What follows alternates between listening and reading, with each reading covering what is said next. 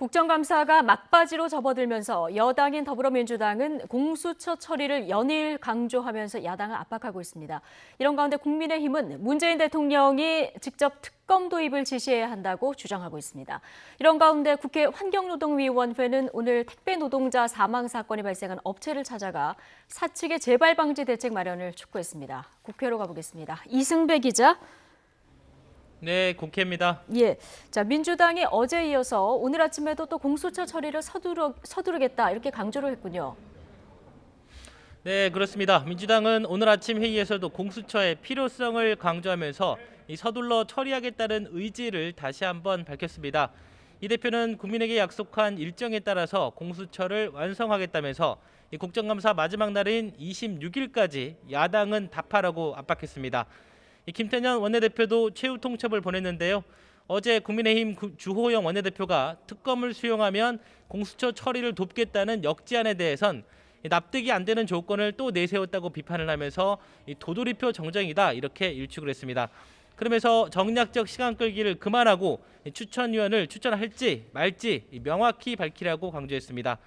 국민의힘은 추미애 법무부 장관의 수사 지휘권 발동을 비판하면서 특검부터 수용하라고 맞받아쳤습니다.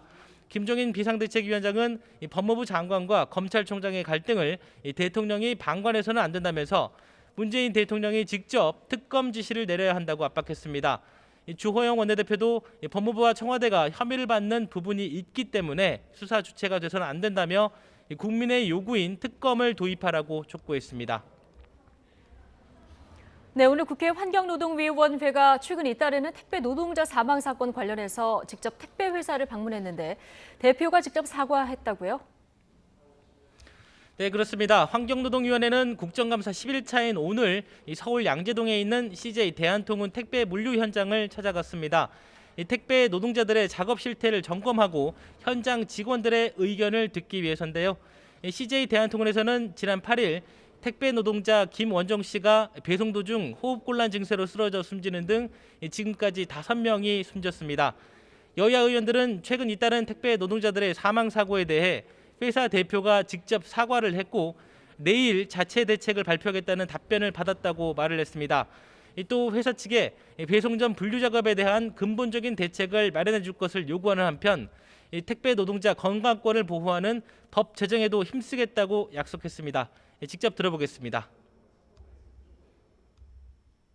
가장 시급하게는 오분류 문제와 실기 전까지의 그 분류의 문제는 회사의 부담으로 확실하게 책임을 지겠다는 의사가 있어야 진정한 해결 의지가 있는 것으로 이렇게 좀 볼 수 있습니다. 한노위는 상임위 차원에서 이 택배 노동자, 즉 또 택배 노동자뿐만 아니고 필수 노동자들을 위한 개별적, 집단적 보호에 대해서 공청회와 토론회를 거쳐서 여기에 대한 법을 제정을 하든 개정을 하든 그렇게 하기로 힘을 모았습니다.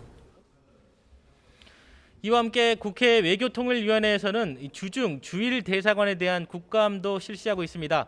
특히 주중 대사관을 대상으로 한 질의에서는 예상했던 대로 장하성 주중 대사가 과거 고려대 재직 당시 부적절하게 카드를 썼던 문제가 도마에 올랐습니다. 국민의힘 박진 의원은 사회적으로 존경받아야 할 교수들이 유흥업소에서 연구비로 지급된 법인카드로 수천만 원을 쓰고 카드 쪼개기까지 한 것은 부끄러운 일이라고 지적했습니다. 이에 대해 장 대사는 부적절한 결제로 무리를 일으킨 것에 대해 진심으로 사과한다며 고개를 숙였습니다.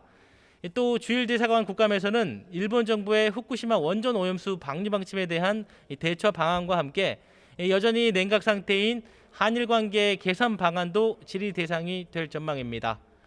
지금까지 국회에서 YTN 이승배입니다.